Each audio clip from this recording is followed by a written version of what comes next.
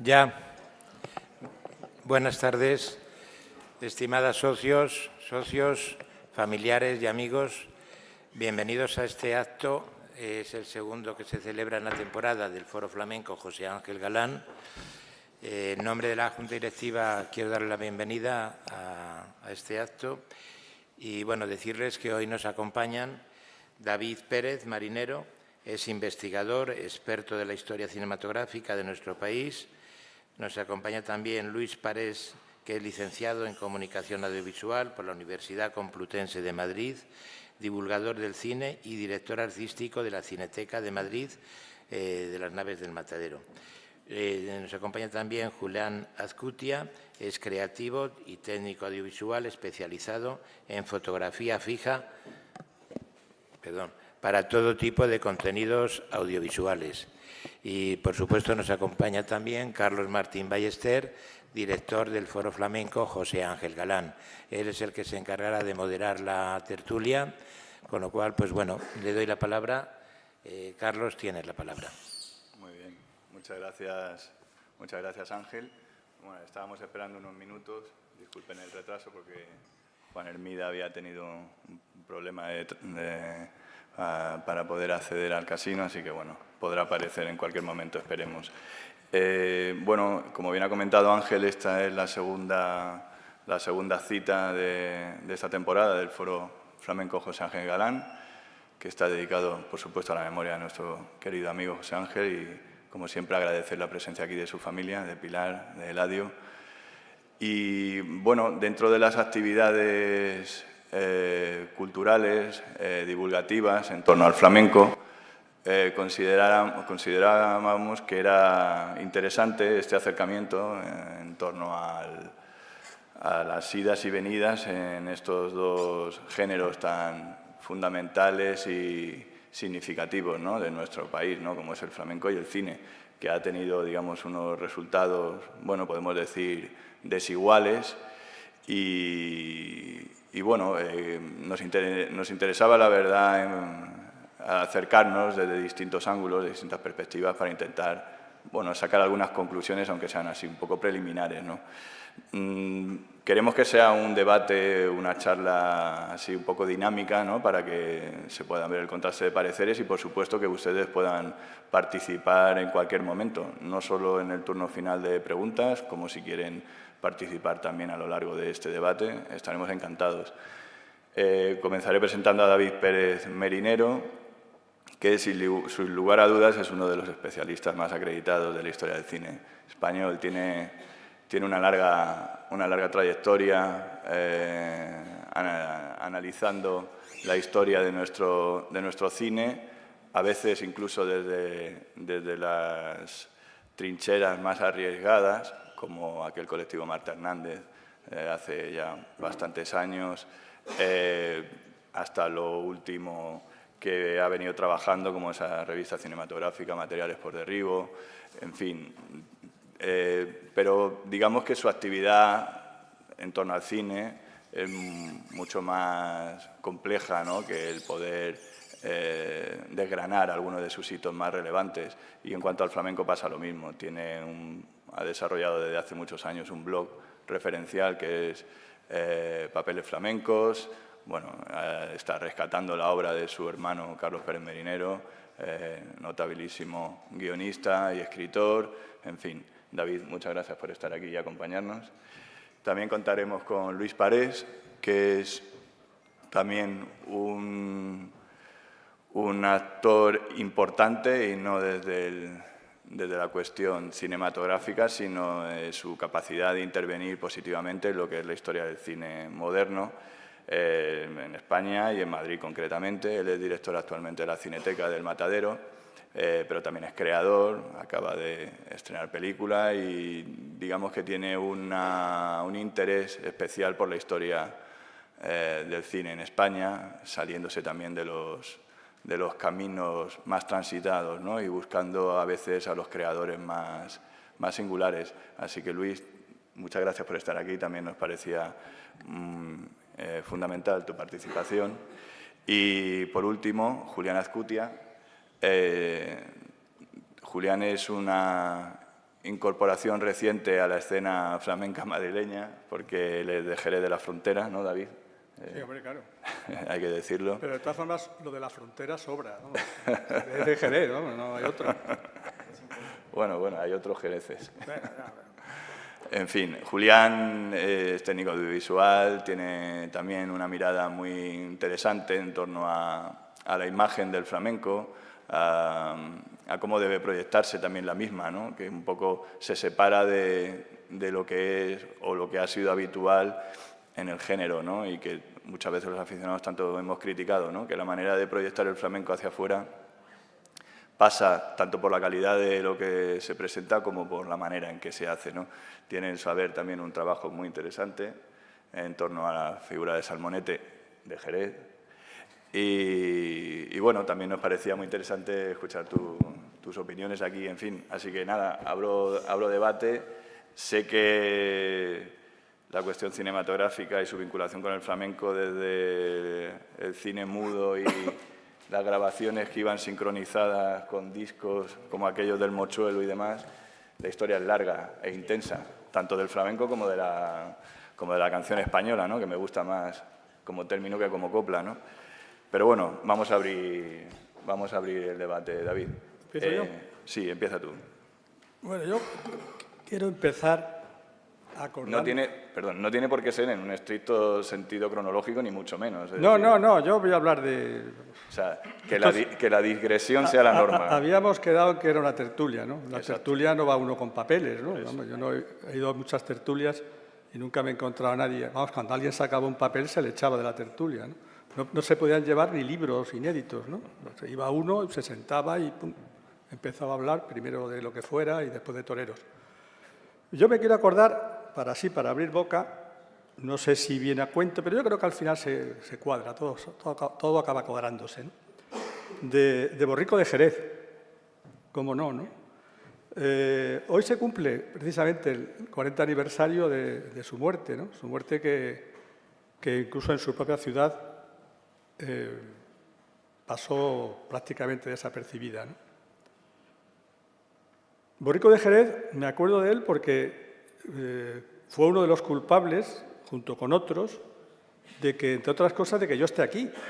Porque yo me aficioné al flamenco porque aterricé de casualidad en ese barrio, en esa barriada de Jerez, la barriada de la Asunción.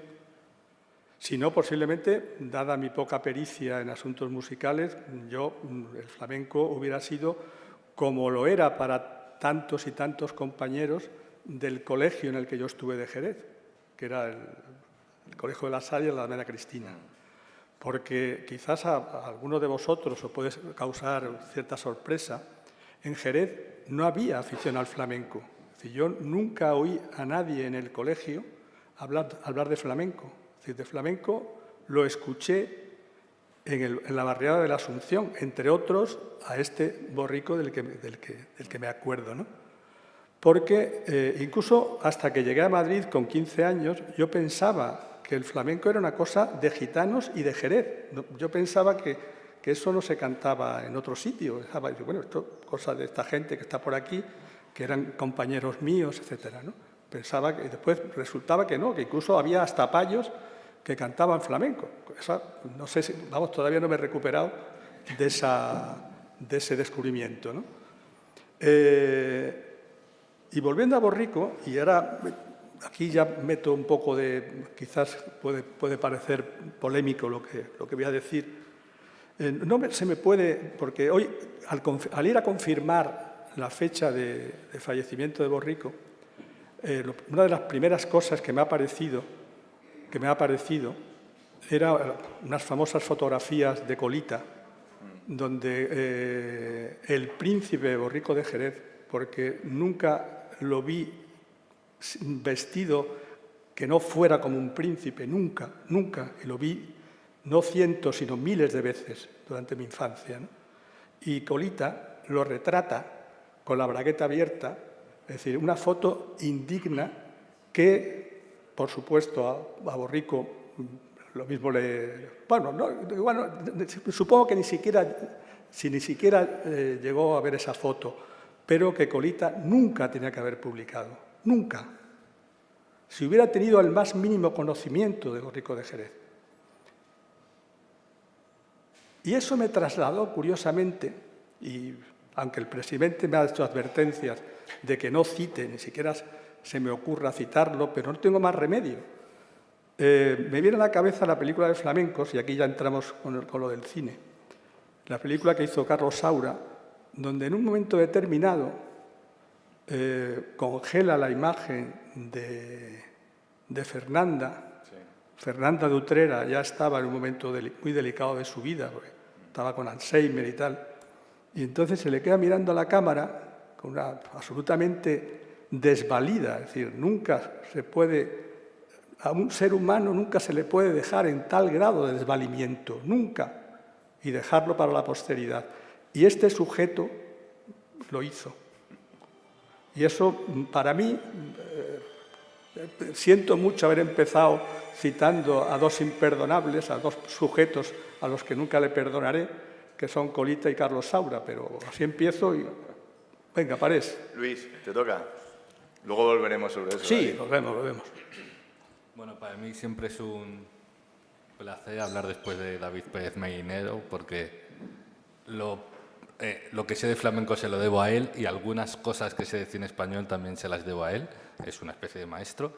Y como maestro que es mío, tengo que seguir a pies juntillas todo lo que dice, así que yo también me uno al reproche a Carlos Saura, pero yo lo voy a intentar argumentar históricamente. ¿Vale? Bueno, perdona, Luis, después, si viene a cuento, explicaré lo que es para uno de Jerez el llamarle maestro. Eso haré en paréntesis. Es interesante.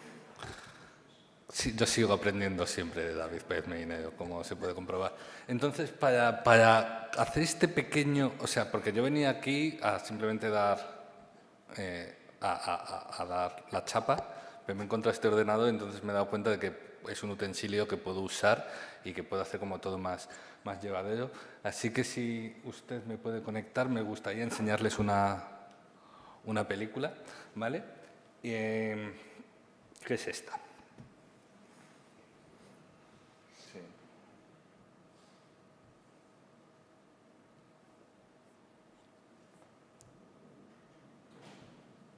Ah, la Carmencita, ¿no? Sí. Bueno, no me estoy entendiendo muy bien con el ordenador. No, es sin audio. Esta filmación es sin audio. Así está perfecta.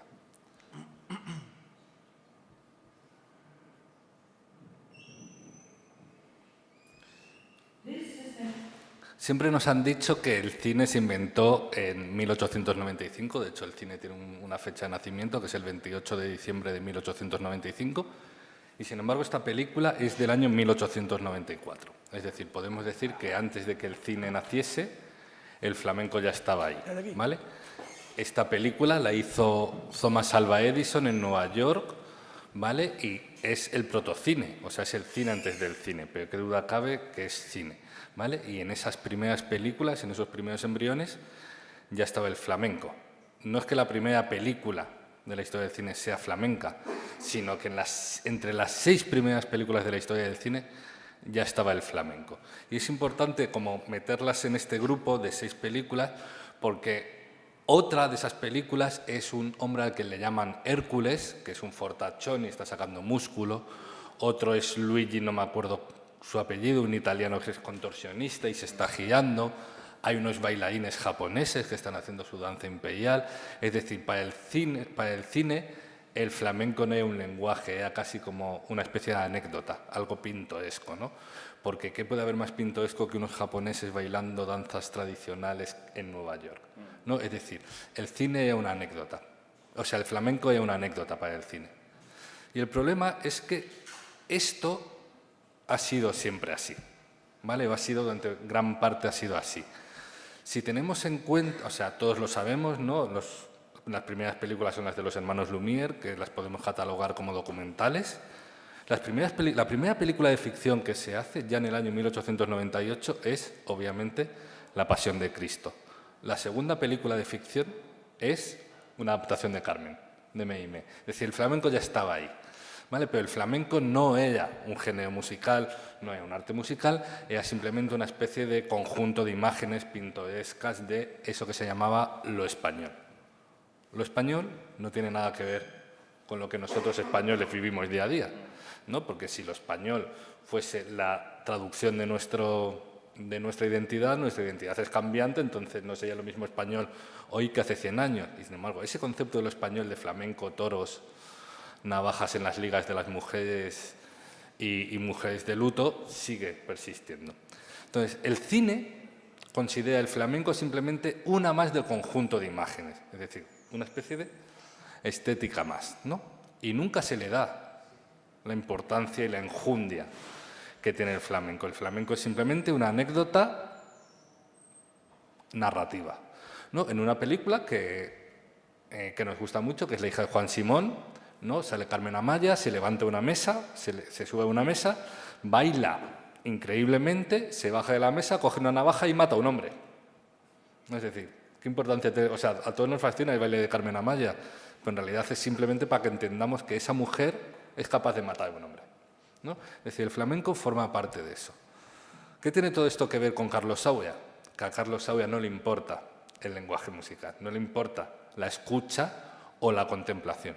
Yo creo que el flamenco no se escucha, sino que el flamenco se ve, ¿no? Se ve a alguien cantando, tal, pero se ve siempre desde un punto de vista del espectador, ¿no? O sea, nosotros estamos sentados en un sitio y no nos estamos moviendo, no nos acercamos a las palmas de las manos, no bajamos a sus pies, no tenemos, digamos, una posición en la que vemos un cuadro. Esto lo sabemos aquellos que asistimos digamos, a espectáculos flamencos. A Carlos Saura el flamenco no le interesa. A Carlos Saura le interesa una estética, unos movimientos de cámara, unos encuadres, una serie de cosas, ¿vale? Y el flamenco es simplemente el aditamento, ¿no? Como un poco el edulcorante que hace que todo eso pueda tener sentido, ¿no? Es decir, si voy a grabar a una mujer que taconea o a un hombre que taconea, pues voy a mover la cámara como si taconease. No, ninguno de los que vemos flamenco estamos haciendo así cuando alguien taconea. Es decir, en el fondo, esto que os he enseñado de Edison y lo de Carlos Saura es lo mismo, es simplemente una especie de contemplación del flamenco como anécdota, no como lenguaje. Y entonces la pregunta que nos surge es, ¿ha habido alguna vez una contemplación del flamenco como lenguaje? Pues vuelvo a citar a David Pérez Medinero, que hace como 1 año y medio me mandó por WhatsApp un artículo de Vicente Escudero publicado en la revista Primer Plano, ¿te acuerdas? El título del artículo era cojonudo. Era, a Vicente Escudero antes no le gustaba el cine, ahora sí. ¿Qué ha cambiado para que a Vicente Escudero, o sea, qué había sucedido para que a Vicente Escudero no le gustase el cine? Que se había dado cuenta que el flamenco en el cine era algo anecdótico, ¿no? Que daba igual que él tuviese un sentido preciso del compás, el plano se lo cortaban donde no debían, ¿sabes? O enseñaban las piernas cuando él estaba bailando con las manos y viceversa. Entonces el cine, él lo dice en el artículo, falsea mi baile. Pero él propone otra cosa. En el artículo propone su propia visión del cine, que es por lo que le empieza a gustar el cine. Y esa visión, él no lo dice, pero yo me atrevo a denominarlo como una teoría del cine hondo, ¿no? ¿Cuál sería esa teoría del cine hondo? Una en la que lo que prima es la contemplación y la escucha, ¿no?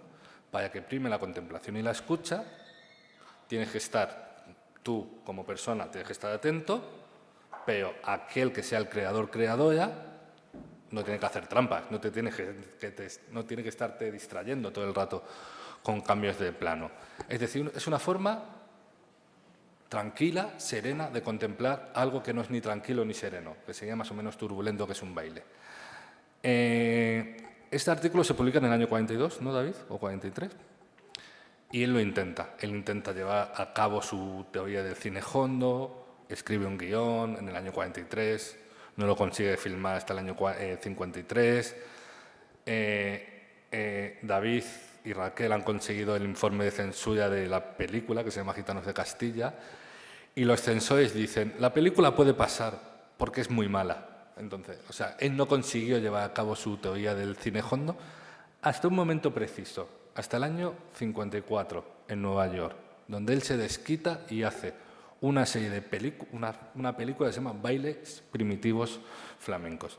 Vamos a ver un fragmentito de ese cine hondo que Vicente Escudero finalmente consiguió llevar a la práctica. Este sí tiene sonido.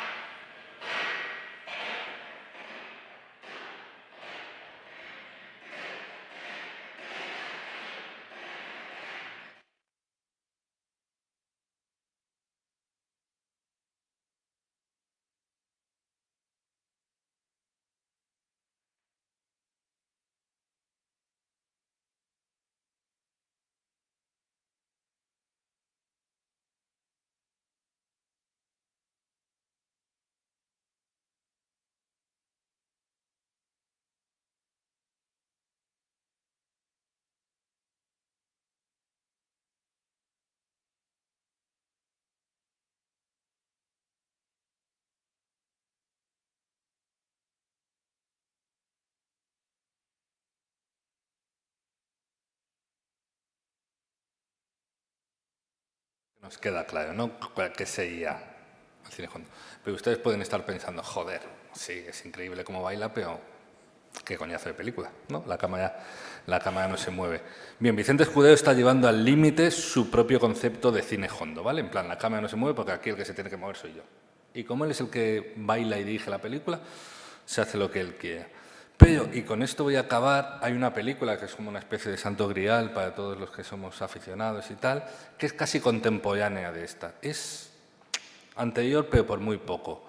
Y no sabemos si Vicente Escudero la llegó a ver ninguna vez, que es Duende y Misterio del Flamenco, de Edgar Neville. ¿Qué era Edgar Neville? Edgar Neville era un gran aficionado al flamenco, es decir, era un hombre que había visto mucho flamenco, que había tenido esa experiencia de espectador, ¿no? Y para el cual el flamenco no era una estética, ¿no? Si era otra cosa, un lenguaje que tenía que ser contado con su propio código. Y cuando hace Duende y Misterio del Flamenco, la operación que hace Edgar Neville es muy bonita porque parte de la estética del imaginario, ¿no?, con esas calles de Andalucía, esos patios con sus claveles y sus rejas en las ventanas, o sea, abro paréntesis, recreadas en estudio, ¿vale? O sea, que eso está hecho en Chamartín, ¿vale? Pero ¿qué hace? Se acerca desde la estética a esa especie de teoría del cine hondo. Entonces, voy a poner un fragmentito de, digamos, el momento más sublime de Duende y Misterio del Flamenco, que es el martinete que baila Antonio el bailarín, y ya le paso la palabra a Julia.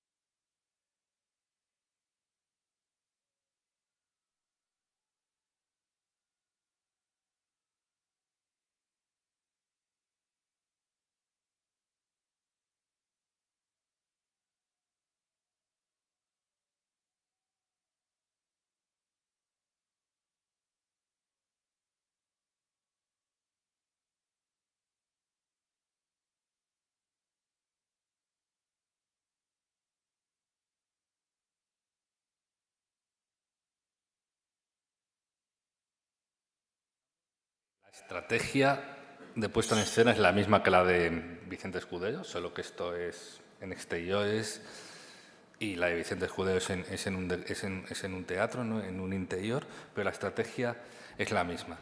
¿Y cuál es la diferencia entre Carlos Saura y Edgar Neville? El respeto que te da conocer. Por eso también hay que recordar que en esta película, David, ¿te acuerdas?, salen Fernanda y Bernarda de Utrera y el tratamiento es totalmente distinto. Ok. No se puede... bueno. Que participe, que intervenga. Es verdad, y ahora abrimos. Yo es que soy un tertuliano a la vieja escuela, ¿no? En primer lugar, ¿se me oye bien? ¿Sí? En primer lugar, estoy muy contento, muy orgulloso de estar con estos amigos que creo que a la par amamos y el flamenco y el cine a la vez. Y tengo que decir que yo he sido un poco quizá el más tramposo, porque yo vengo un poco con chuleta.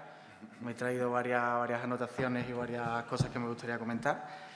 Pero antes de eso voy a recurrir o sea, creo que tanto David como Luis han recurrido al pasado y a los orígenes y a explicar un poco casi lo inmediato a esos orígenes. Y a mí me apetece empezar con el presente más inmediato o incluso con el futuro, con lo que todavía no ha llegado, ¿no?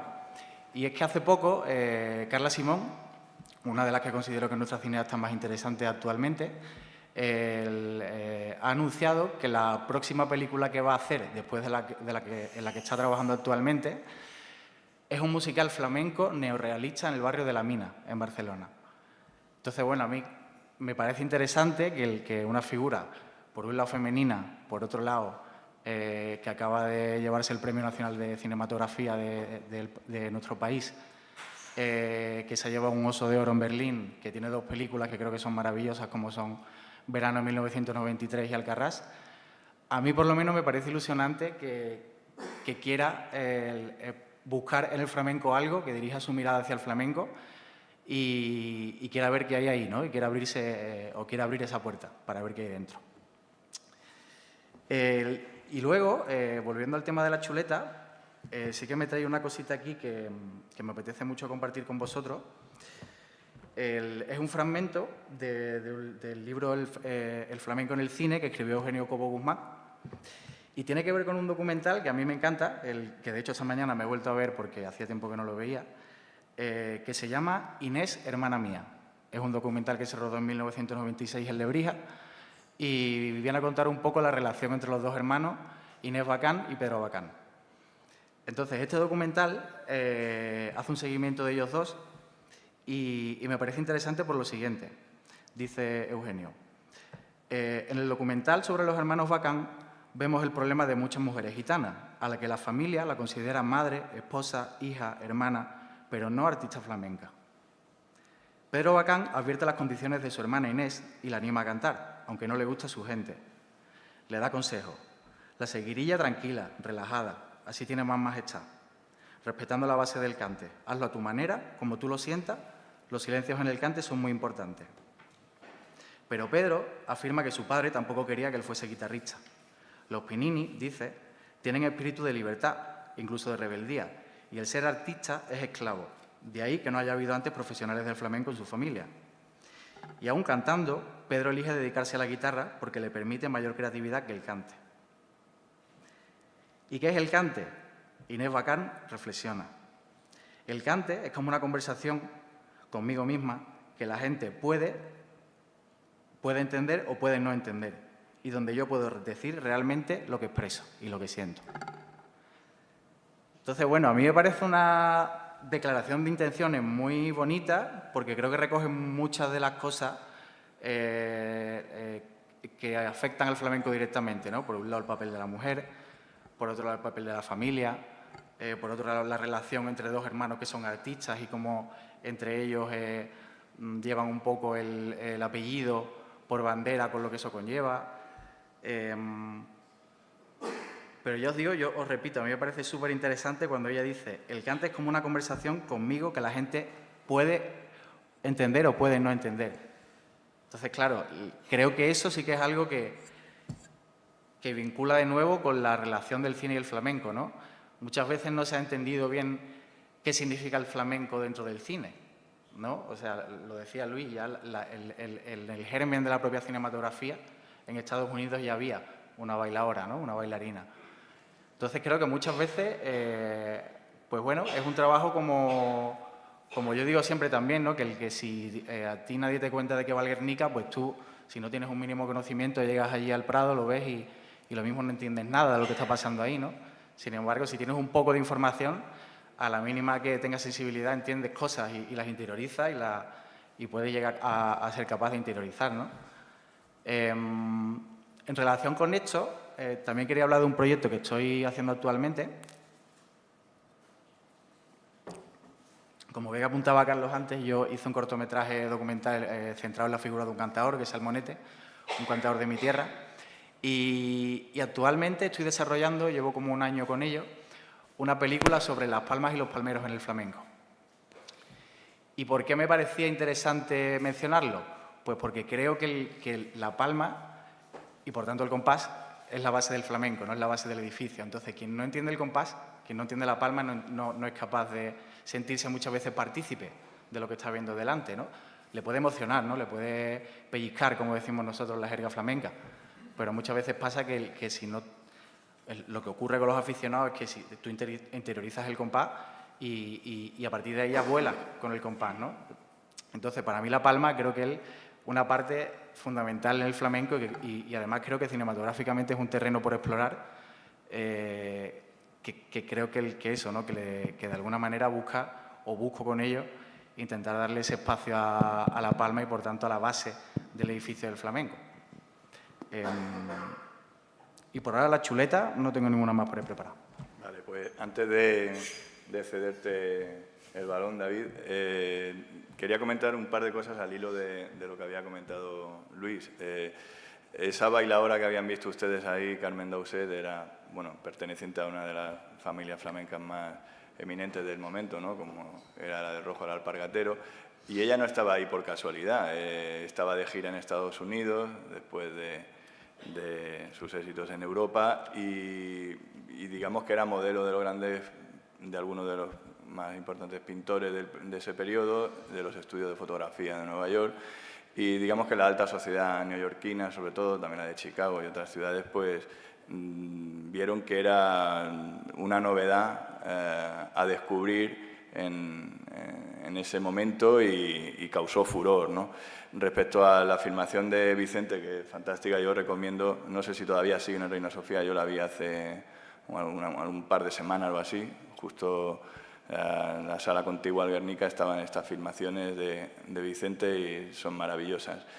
Y ya un poco por retomar todo lo que se ha comentado, y David, a ver a ti qué te parece, es un poco eso, ¿no? La dificultad que tiene quien se acerca a la creación cinematográfica de entender los códigos internos del flamenco. Ya no es solo en los niveles más prácticos, ¿no? Digamos, de cómo filmar una escena determinada, ¿no? Sino muchas veces evitar utilizar el flamenco como cliché, como elemento, digamos, necesario para un cambio de escena o para cualquier otro recurso, ¿no? Que es lo que muchas veces ha sucedido, ¿no? Es decir, muchas veces pensamos que la gran película del flamenco, sobre todo que abra el género hacia los grandes públicos, digamos, está por hacer, ¿no? Porque las de Carlos Saura tuvieron mucha repercusión, pero nosotros sabemos que muchas veces se convirtió más en una sucesión de actos que de verdad de una película que desentrañaba un poco esos códigos más secretos del flamenco. ¿No, David? Sí, no, me vais a permitir, a mí me gusta contar anécdotas, ¿no? Porque si no la cosa queda un poco espesa, ¿no? Yo recuerdo en una ocasión, allí, creo que fue en el Centro Cultural de la Villa, que cantaba Fernandito de Remoto, que en paz descanse, y empezó a cantar por bulerías y tal. Entonces, llevada por la euforia, una señora se levantó y empezó a hacerle palmas, ¿no? Pero palmas intentando seguir la bulería de Fernando, ¿no? Entonces, ya Fernandito, desesperado, para de cantar y le dice a la señora, pero señora, para usted ya que me está trabucando. Y es lo que nos pasa quizás a los aficionados y a los que no son aficionados, a los que tienen una cierta sensibilidad con algunas películas, ¿no? Es decir, que lo que hacen es trabucarte. Es decir, que te van metiendo por unos terrenos que tú dices, pero aquí, ¿a dónde me quiere llevar este? ¿No? Es decir, yo creo que en última instancia lo que te quiere es llevar al huerto, ¿no? Es decir, a su propio huerto, ¿no?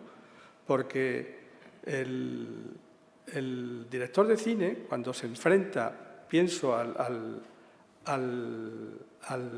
flamenco, a una actuación de flamenco, tiene que intentar ser un elemento más del cuadro, es decir, no salirse del compás tampoco. Es decir, y entonces, claro, hay forma de salirse del compás, ya me he referido a lo que me he referido al inicio de mi intervención, no voy a insistir en ello, eso ya es meter el cuezo hasta el corvejón, ¿no? Pero también se puede meter de otra forma, ¿no? más sofisticada, ¿no? Claro, ¿cuál es la forma de no equivocarse? Pues es la que empleaba Neville y la que empleó Vicente Escudero, es coger un plano, es decir, al menos no salirse del plano secuencia. Igual el flamenco está condenado al plano secuencia, no lo sé, especulo con esta posibilidad. Pero es que el flamenco también puede ser la propia vida de los flamencos. Sí, ¿no? sí, que no claro. está imbuida de la música. Claro, la propia vida de los flamencos. Está por hacer también. En realidad por hacer está todo, ¿no? Es decir, que para el cine, bueno, vamos a ver, no olvidemos que la industria del cine, desde sus orígenes casi, bueno, pasado su época aristocrática, porque el cine también tuvo su pequeñísima fase aristocrática, es decir, nació como en la idea de los creadores, estuvo que fue una cosa para gente bien, ¿no? Claro, lo que pasa que, claro, el cine tenía en su esqueleto el que se convirtiera en el arte popular que fue, ¿no? Y la industria del cine desde su primer momento fue un gran pantagruel. Es decir, él necesitaba ser alimentado con lo que fuera, es decir, con marionetas chinas, con flamencos, con sioux y con lo que fuera, ¿no? Porque había que alimentar muchísimas salas día tras día. Entonces, el flamenco fue una anécdota más, ¿no? En el caso de Carmencita, que fue una de las tal, porque pasaba por allí y era una señora que estaba todo cada día en los periódicos. Es decir, se consultan los periódicos americanos de la época y que no había día que no apareciera Carmencita, venga Carmencita, venga Carmencita. Por supuesto no sabían, malamente sabían que era española, ¿no? Sí, porque en algunos casos la llamaban pues, la cubana Carmencita, la brasileña Carmencita. Ellos era una señora que era famosa y sobre todo que estaba en los círculos aristocráticos. Es decir, ya Silvia Sargent ya le había hecho el retrato, etcétera. Entonces era alguien que, bueno, que venga, ponte tú aquí, ¿no? Que si hubiera sido un luchador de sumo, pues meten al luchador de sumo. Es decir, que el cine no le da igual. Es decir, a la industria del cine le da igual, flamencos que no flamencos, que lo que sea. Él es una industria que tiene que alimentarse. Entonces es difícil que se adecúe porque el flamenco no le interesa, ni nunca le ha interesado. Es decir, yo no creo bueno, yo haría una excepción, y eso lo apunto para que los sabios nos ilustren, que es el periodo republicano. Es decir, en el periodo republicano sí que hay una cierta sintonía entre lo que era el flamenco y lo que el cine de aquellos momentos transmite, ¿no? Hasta el elemento anecdótico que los dos personajes flamencos más populares de aquellos años, que son Angelillo y Marchena, son los que graban las películas, ¿no? Cosa que ya no se ha vuelto a dar en toda la historia del cine, ¿no? Del cine español. Así que no hemos visto películas de Mairena, no hemos visto excepcionalmente la de Caracol y por casi de casualidad, ¿no? Entonces, en aquel momento sí que hay un cierto rum-rum en el cine español. Por supuesto, aquello se truncó por lo que se truncó y ya lo que pudo haber pasado es pura especulación, ¿no? pero sí que, bueno, por ahí podían ir los tiros. También es por, yo estoy muy de acuerdo con lo que acabas de decir, por el surgimiento de los propios divos del flamenco, es decir, porque tanto Angelillo, Marchena, no es casual, no, representaban, digamos, esos artistas flamencos que conectaban con las clases populares, con la gente joven, eran verdaderamente los artistas que... Claro, es que eran muy populares, ahora resulta difícil entender ese fenómeno. Es que no he querido hacer un paralelismo con ninguna de la chavalería que se dedica a la música hoy en día, porque me resulta que chirría un poco, ¿no? Pero es que en ese momento Angelillo era, lo digo Angelillo por ser madrileño de aquí, de Vallecas, o Marchena, eran los verdaderos divos del flamenco. Claro. Es decir, llenaban plazas de toros, teatros, grababan sin parar y, como bien dice David, eran protagonistas de las películas y quizá incluso un poco antes de la Segunda República, pero bueno, pero digamos para situarlo en... Eso es, conectó con el desarrollo de la radio, de las grabaciones eléctricas, todo junto. Y lo fundamental fueron los espectáculos al aire libre, ¿no? Sí. Es decir, que donde el flamenco sale de los sitios oscuros, de los cafés cantantes, de los teatros de varietés, y entonces los concursos, claro, por supuesto, los concursos. Teatros, etcétera, y yo creo que ahí se dio esa circunstancia frustrada, porque este país se frustra casi todo, ¿no? Sí.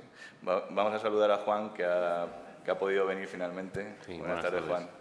Yo, a colación de lo que habéis dicho, quizá el matiz que habéis comentado de que el flamenco era un adorno, le podía quitar, o le ha podido quitar a lo largo de la historia, aunque luego el flamenco evidentemente lo hemos conocido como un bien cultural, pero le ha podido incluso hasta frivolizar un poco y menospreciar desde el punto de vista artístico, o por lo menos conceptualmente, hacia los menos aficionados. Yo es que creo que hay que puntualizar una cosa, ¿vale? Estamos hablando de cine y flamenco. Si hablásemos de el flamenco en el cine, sería otra cosa distinta. Sí. O sea, yo estoy de acuerdo, de hecho, o sea, creo que todos estamos de acuerdo, quizá tú un poco menos, pero que no hay buenas películas sobre flamenco, pero sí hay muy buenas películas con flamenco, es decir, están Los Tallantos, Ley de Raza, Gitana, que a mí nos gusta mucho. En la transición está La Carmen, de Julio Diamante, Los Flamencos,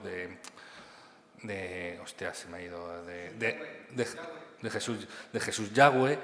Pero que si nos fijamos, Los Flamencos de Jesús Yagüe, sí, no va de flamenco, va de un tipo que se venga, que tiene un desamor y que hay que volver a buscar. Los Talentos no va de flamenco, sale Carmen Amaya, baila ¿qué te pasa?, pero va de las rencillas de una familia. La Carmen va de lo que es la historia de Carmen, un amor fatal. Es decir, no van de flamenco, van de otra cosa. Y eso hace que perturbe un poco, porque el flamenco, vuelvo a repetir como anécdota, a veces funciona y a veces no funciona. En estas películas está muy bien contada. Hay una película que es Corre Gitano, ¿no?, de Tony Gatliff, que a mí me gusta mucho, y ahí el flamenco sí que es central, pero yo estoy de acuerdo con que no se ha acabado de entender el lugar del flamenco en el cine. Sí se ha entendido el lugar del flamenco en la sociedad, en la construcción cultural de una sociedad, que es lo que decías tú del cine republicano. Sin embargo, si lo pensamos bien, en el cine republicano, Angelillo e Imperio Argentina están al mismo nivel. Es decir, que tampoco hay una especie de especificidad del flamenco. Y solo quiero añadir una cosa más. Has mencionado la película de Manolo Callacol, Embrujo. Estamos de acuerdo con que es un peliculón absoluto. Su director, Carlos Serrano de Osma, empezó como crítico de cine y en los años 30 le escribía en Popular Film y tiene un artículo brutal que yo lo leí porque se editó hace poco en una recopilación que se llama Sombras Iluminadas, que se llama ¿Qué es el cine español? O sea, el título ya es cojonudo. Él dice que no hay cine español, en los años 30 dice que no hay cine español porque no hay un lenguaje del cine español. Y menciona el caso del flamenco. Expresamente dice, el flamenco es tratado del mismo modo que los americanos tratan sus números musicales. En el momento en el que él intenta crear un lenguaje propiamente español, de qué tía, del flamenco, y crea Embrujo, que seguramente sí que sea una de las pocas aproximaciones, a mí de hecho es una película que me gusta mucho, realmente auténticas y realmente genuinas de lo que podría ser una relación del cine y el flamenco. Yo creo que hay una peli que también me mola mucho, que de hecho vamos a tener el placer de proyectarla este año en Matadero, en un ciclo que hacemos de flamenco y cine dedicado a la mujer, que es una película que se llama Agujetas Cantaor y es un documental sobre la figura de Manuel Agujeta que rueda Dominique Abel. Yo creo que esa película es un retrato muy fiel de este cantaor que era anárquico y libre, tiene una manera muy propia y muy personal de entender la vida, de entender el flamenco, ¿no? Hay cosas que a día de hoy serían insostenibles, como que él decía que para ser flamenco no se podía tener estudio, tenías que ser analfabeto porque si aprendías a leer perdías la pronunciación en el cante.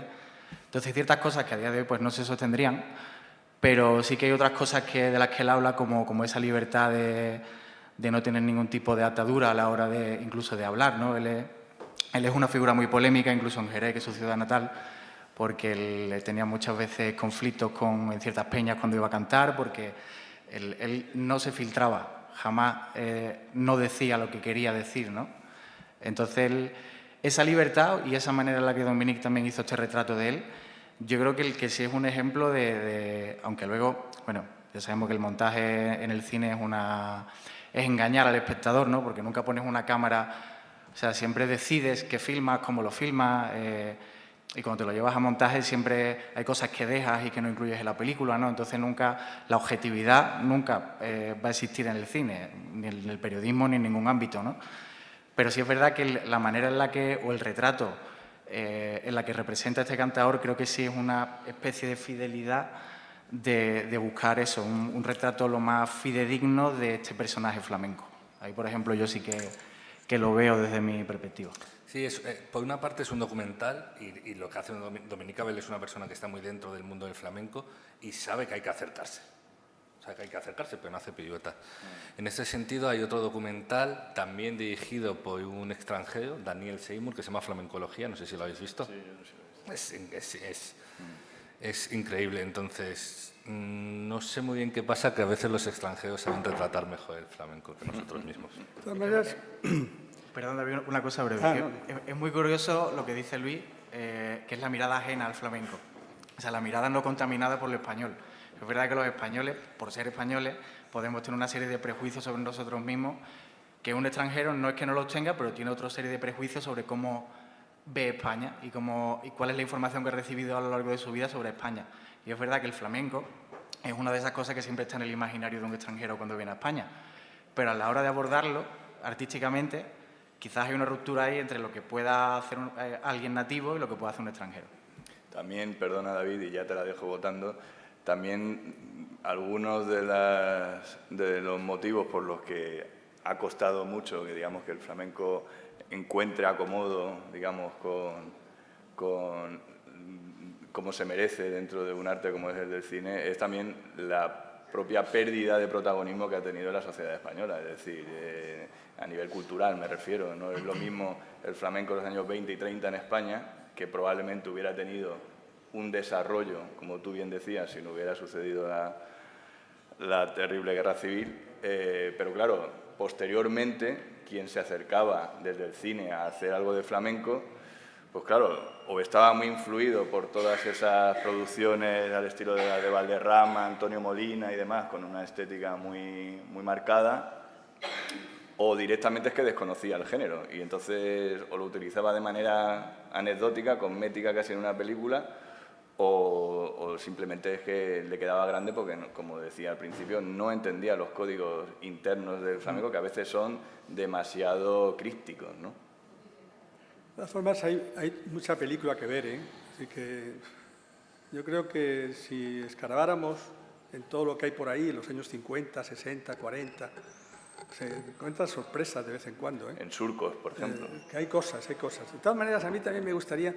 Bueno, igual parece un poco atrevido lo que voy a decir, pero bueno, es una tertulia, ¿no? Tampoco hace falta... No estamos en la academia. Si el cine empezó con aquello de los obreros saliendo de la fábrica y tal, yo es que hasta los telediarios los considero cine. ¿Sí? Entonces, con esta premisa, creo que no se ha rodado nada comparable a Rito y Geografía del Cante, ¿no? Yo creo que Rito y Geografía del Cante resume una edad de oro del flamenco en este país. Es decir, que no sé si habrá habido otra, sí las ha habido, pero esa lo fue. Es decir, los años 70 fue una época brillantísima del flamenco, había cantaores de muchísima altura, y creo que esa serie de televisión, ¿por qué no decirlo?, supo calar en esa época. Y yo invitaría a todo el mundo a que de vez en cuando viera un capítulo al azar. Cada capítulo es independiente, son independientes. Y otra cosa, como ya estamos mal de tiempo, que no me gustaría dejar de decir, es que en la tertulia hay dos compañeros que han hecho dos películas con temática flamenca, además, y que son muy estimables. Que yo he tenido ocasión de hablarlas con Julián un día extensamente ahí en Jerez. Él hizo un pequeño documental sobre, pequeño por breve, ¿no?, sobre Salmonete, un cantador de allí de Jerez, que por cierto no sé cómo está, después te preguntaré. Y Luis Parés, que hay un documental que está por estrenar, que creo que para el 25, ¿no?, se estrena, que se enfrentan al flamenco de esa manera que hemos apuntado, así de una forma quizás un poco caótica, pero bueno, del caos sale la verdad siempre. Yo me adhiero a lo que dice David en torno a rito y geografía, y recordar que José María Velázquez Gastelu estuvo aquí en la primera temporada del foro, precisamente proyectando algunas de las imágenes de la serie que hizo junto a Mario Gómez y Pedro Turbica. No sé, Luis, ¿quieres añadir algo? Sí, si me lo permitís. Una cosa que es que no puedo estar más de acuerdo contigo, David. O sea, Rito y Geografía del Flamenco es la catedral audiovisual. Y yo cuando digo esto no me refiero solo al contenido, es increíble, ve a Pellicón, ve a Tianica, ve a todos los que cantan, sino audiovisualmente, el lenguaje con el que está construido es increíble. Es que detrás estaba quien estaba, ¿no? Es increíble. Y luego yo quiero soltar como una perlita, una pequeña bomba, que es, si aceptamos que el flamenco es un lenguaje que a veces puede sobrepasar lo estrictamente musical, ¿no? Pues a todos nos gusta Romeo de Torres y nos gustan ciertas cosas, ¿podrá haber películas flamencas que no hablen de flamenco? Yo tengo una respuesta aquí que, si me dejéis, os la pongo. Adelante. ¿Me activas? Es una película hindú. Es una película hindú de Satyajit Ray que se llama El Salón de Música, ¿vale? Que siempre se ha hablado del origen del flamenco, ¿no?, de los gitanos, de la India, todo. Es una película de un cineasta hindú, seguramente el cineasta hindú más importante de la historia, Satyajit Ray, que se llama El Salón de Música, que va sobre un rico que... ¿Tú lo has visto, David? Va sobre un rico... Entonces estás de acuerdo conmigo. Va sobre un rico que se arruina pagándose fiestas privadas de lo que podríamos denominar cantaores y bailadores hindúes, ¿vale? La temática ya se empieza a acercar a lo flamenco, pero veamos...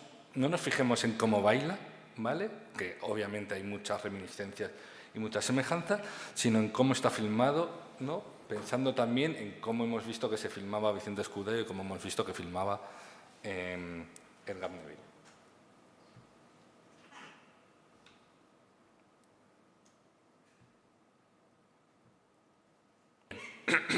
Vosotros podréis decir, sí, pero Vicente Escudero no cambia el plano y aquí Ray lo está cambiando continuamente. Pero hay un sentido del ritmo, del compás. Es decir, él sabe cuándo cortar el plano, sabe cómo mantener el plano, sabe en qué momento pasar del plano de los pies al plano de ella girando. Sí, hay un sentido del compás. Yo creo que si conseguimos entre todos, yo confío mucho en Julián, que si conseguimos entre todos, pero sobre todo si lo consigue Julián, hacer una película flamenca, se parecería mucho a esta película de Satyajit Ray. Yo digo que es difícil, pero no imposible.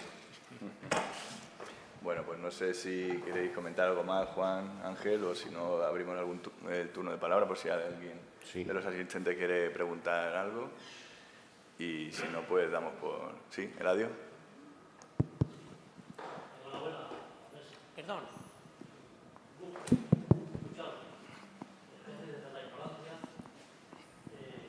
Micrófono. Eladio, micrófono. Enhorabuena, repito, desde mi ignorancia. Pues a Luis y a David no les he entendido muy bien cuando habéis hecho un genérico reproche a Saura. El ámbito profesional de la fotografía, en fin, de lo que es la comunicación audiovisual, yo no la voy a enjuiciar porque sois vosotros los que tenéis que valorar ese aspecto, pero yo entiendo que ese documental, esa película sobre el flamenco, ha sido muy interesante para el gran público. Llevar el flamenco a la pantalla solo en lo que se refiere a la música, a mí me parece muy difícil. Y mantener la atención del público, no digo ya del aficionado, que también, porque si hacemos un recuerdo del elenco de todos los que intervienen en ese documental, película documental, pues si buscamos a los cantadores, si buscamos esa escena tan dramática de Manuel Moneo y de Agujeta, y ese primer plano cantando la toná, o a Farruco haciendo ese baile, o la fiesta final de fiesta flamenca, del baile, Jerez, y a todos los que intervienen, a mí me parece que esa película del año 1995 a mí me parece muy interesante. Yo no entro en si Saura era aficionado o no. La Lizao Bad tampoco era aficionado a los toros e hizo la mejor película sobre toros, Tarde de toros, y era húngaro. No era de los asiduos a las plazas de toros, ni tampoco era articulista, ni columnista, ni crítico de toros, ¿no? Me parece. Entonces, yo desde fuera y en el ámbito estrictamente musical y desde el punto de vista del cante, del baile y de la guitarra, pues a mí me parece que esa película a mí me parece muy interesante. La luz, Estoraro, etcétera, eso es para vosotros. Y luego hay tres documentales, películas a las que no habéis hecho mención, que a mí me parece que son interesantes y que las conocéis sin duda, que es La búsqueda, de Curro Sánchez, si no me equivoco, sobre la vida. Es una biografía de Paco de Lucía durante un tiempo, y su gira, y sus penas, y sus silencios y sus problemas. El rayo que no cesa, por referirnos un poco a la actualidad, ¿no?, de la película y del documental flamenco, porque la referencia histórica que habéis hecho es muy completa y os quedáis cortos por razones de tiempo. Y Camarón el mito. Creo que son películas biográficas, documentales, que entiendo yo que conviene que se haga referencia a ello. Que no sé si tenéis que hacer alguna reflexión sobre el particular. Gracias.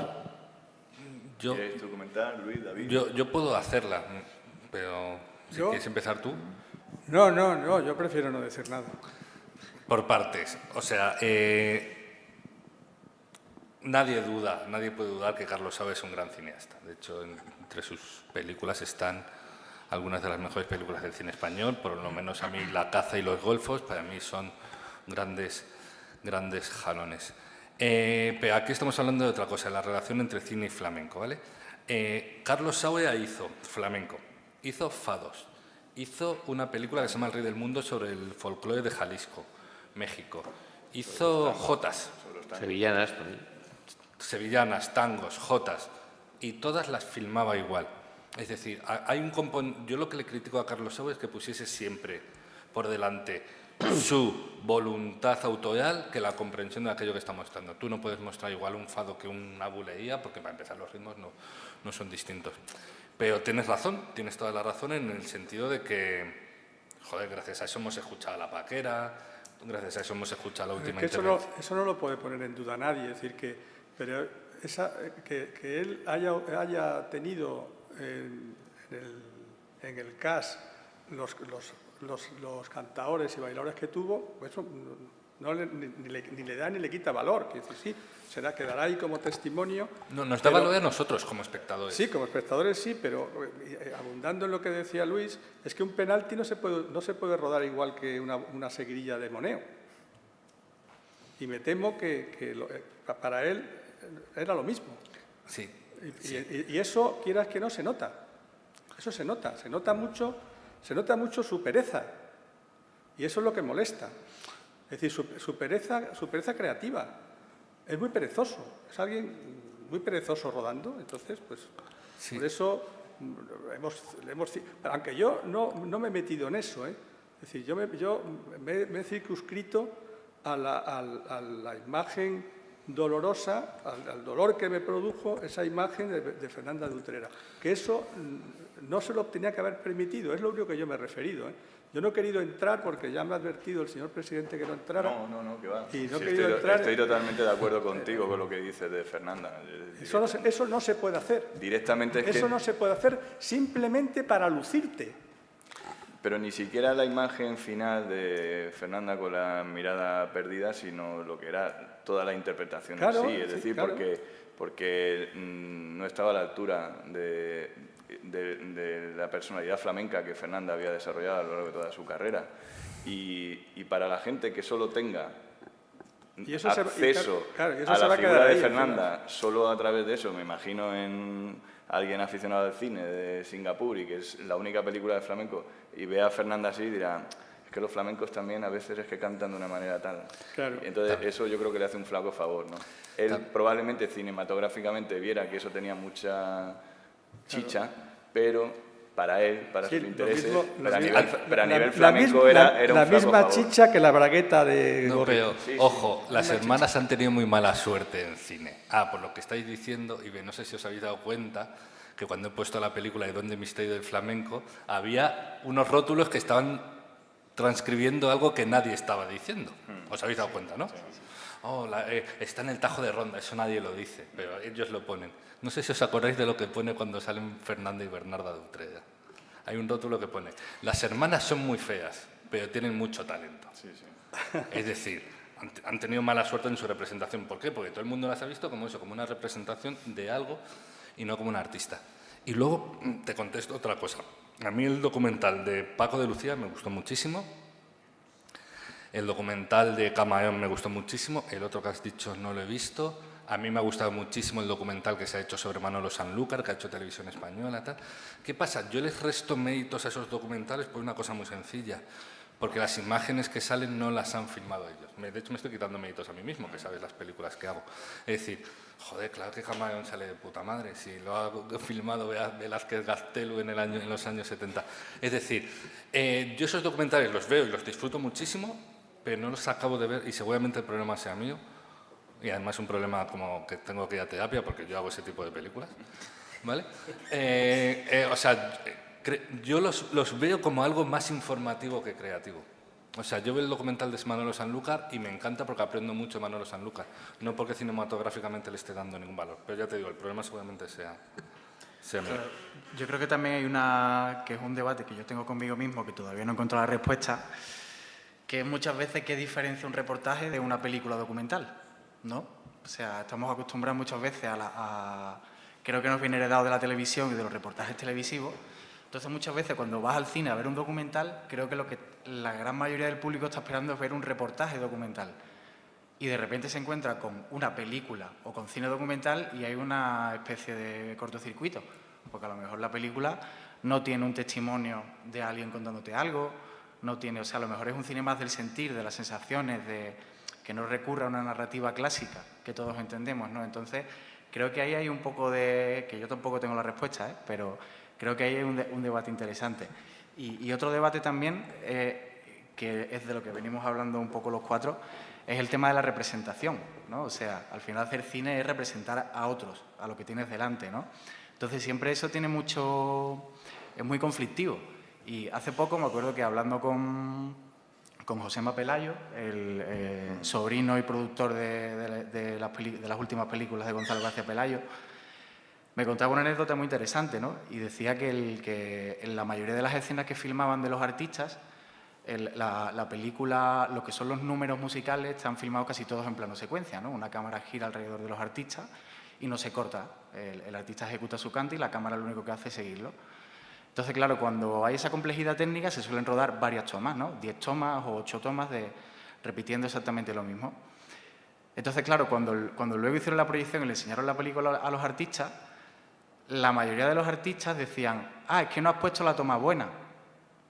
Entonces, claro, decían como, hombre, si es la toma buena, porque por cámara este es el plano que mejor ha funcionado, porque aquí no hubo error técnico. Y le decía, ya, pero es que no es mi toma buena musicalmente hablando, porque yo no me escucho bien en esta toma, ¿no? Entonces, claro, también hay una complejidad ahí en cómo representas al otro, porque tú tienes unos intereses y el otro, evidentemente, tiene otros intereses. Entonces, ahí también hay como un conflicto que tampoco tengo respuesta, pero que me parece que hay que tener en cuenta para el tema de retratar a terceras personas. Yo creo que, perdón, un segundito, Luis. Yo creo que uno de los caminos más interesantes también está en retratar cómo es precisamente, bueno, yo creo que también eso es un tiempo casi pasado, pero la propia vida de los flamencos, independientemente de que sucediera el hecho musical o no, es uno de los factores más seductores para el cine, y eso se ha perdido también, esa oportunidad. Es decir, porque yo creo que cinematográficamente el peliculero, si quería hacer una película de flamenco y estaba, digamos, filmando a los flamencos, digamos, en su vida diaria, en viajes, en su manera de comportarse y demás, que ya solo con eso tiene un contenido cinematográfico enorme, siempre le faltaría el acontecimiento musical. Y los que somos aficionados sabemos que muchas veces eso puede llegar o no puede llegar. Como tantas veces en largas madrugadas hemos ido a la búsqueda de un cantador y hemos disfrutado muchísimo de otras muchas cosas, de la conversación, de la risa, de lo que sea, y apenas ha habido cante, y otras veces ha habido mucho, y otras veces, es decir, todo... A mí al hilo de lo que comentaba de Ritmo y Geografía, una de las escenas más maravillosas de esa serie me parecía que es cuando está Pepe Marchena con un micrófono, moviéndose por la peña, hablando con unos y con otros. Eso cinematográficamente es increíble, porque es que mezcla la frescura, la personalidad, la sensación de que puede pasar cualquier cosa en cualquier momento. Y ahí el cante se apuntaba, porque además él mismo le retiraba el micrófono. Cuando uno empezaba un cante, se lo quitaba el micrófono y iba moviéndose, digamos, como si fuera... Eso hay que apuntárselo... Por toda la sala, ¿no? Eso lo hemos comentado tú y yo lo he comentado mucho también con Luis. La cantidad de oportunidades que se han perdido, ¿no? Es decir, que con la cantidad de ocasiones en que hemos estado con cantadores y hemos reflexionado, y coño, joder, teníamos que hacer algo con el Torta, teníamos que hacer algo con Chano, y se nos han ido muriendo uno, otro, y bueno, y no... Sí, hemos vuelto, y la verdad es que no hemos hecho muchas nada. Veces hemos vuelto de muchos viajes y hemos dicho, si hubiera venido una cámara con nosotros este fin de semana, claro, bueno, no se lo cree la gente. Julián y yo estamos visitando a un director de cine, José Luis López del Río, que tuvo un tablao. De hecho, aquí tenemos un dossier que nos ha... Conozco bien ese tema. Un tablao que se llamaba La Carcelera. La calle Monteleón. Sí, entonces... Julián y yo fuimos a ver si tenía, a ver los tesoros que tenía. Y el tío no solo está chiflado, sino que nos confesó que no había grabado nunca nada. Claro, y era director, un director de cine que... Pero es que, o sea, no eres tú, David, que es un aficionado que dice, joder, esto lo debería haber grabado. Es un director de cine que se dedica a eso. Es incongruente porque decía que daba talleres de cine en el tablao. Cuando el tablao no funcionaba como tablao, daba clases de cine allí. Y bueno, luego, cuando funcionaba como tablao, no filmaba lo que tenía valor en ese espacio, ¿no? Bueno, yo creo que... No era un tablao, era una peña pequeñita y tal. Creo que esto ya se nos está yendo Sí, de las manos, se nos está yendo. Así que... Y es que además no hemos hablado de la película de García Pelayo que hizo en Jerez. Yo lo que quería decir es que García Pelayo tiene uno de los grandes momentos flamencos del cine de los 70, que es la actuación de Farruko en... Ah, bueno, sí, claro. Bueno, eso sí. No, en Manuela, no, en... Joder. Vivir en Sevilla. En Vivir en Sevilla. Sí, pero esa de Jerez... Bueno, ya hablamos después. Sí, eso ya otro día. Bueno, pues nada, si no hay nada más que comentar, pues muchas gracias, Ángel, por vuestra hospitalidad. Pues, muchas gracias por su asistencia y, bueno, sobre todo a los tertulianos, porque uno cada vez que viene a cosas de estas habladas y comentadas por expertos, la verdad es que se abren nuevos campos y dices cuánto hay que aprender de todo o cuánto se puede disfrutar sabiendo más de cada cosa. Muchas gracias y bueno, pues buenas tardes a todos.